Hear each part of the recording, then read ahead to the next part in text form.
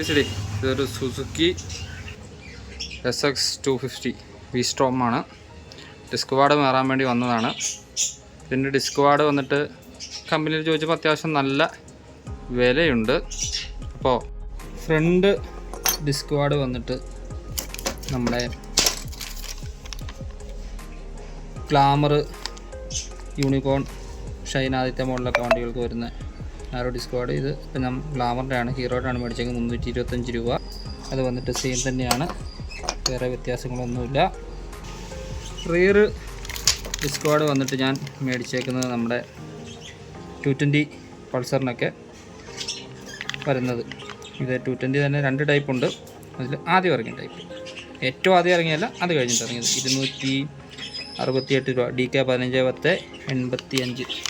അത് സെയിം ആണ്, വേറെ വ്യത്യാസങ്ങളൊന്നുമില്ല.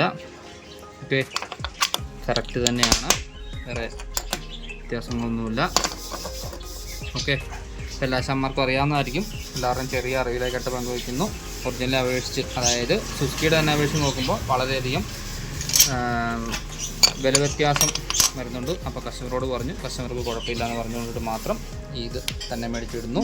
ഓക്കെ, എല്ലാവരുടെയും ചെറിയൊരു അറിവിലേക്കായിട്ട് പങ്കുവയ്ക്കുന്നു. സാറിനാണ് എറണാകുളത്ത് നിന്നും. നമ്പർ കാര്യങ്ങളൊക്കെ സെയിം തന്നെയാണ്, വേറെ വ്യത്യാസമൊന്നുമില്ല. വൈബ്രേഡ് തന്നെയാണ്. ആകെയുള്ളൊരു വ്യത്യാസം എന്ന് വെച്ച് കഴിഞ്ഞാൽ വൈബ്രേഡ് ഡിസ്ക് വാർഡിൽ ഈ ഒരു ഹീറ്റിൻ്റെ പ്ലേറ്റ് വരും. ഈ പ്ലേറ്റ് നമ്മൾ പഴയതിൽ നിന്ന് ഊരിയിട്ട് ഇതിലേക്ക് തന്നെ ഫിക്സ് ചെയ്താൽ മതി. Okay, thank you.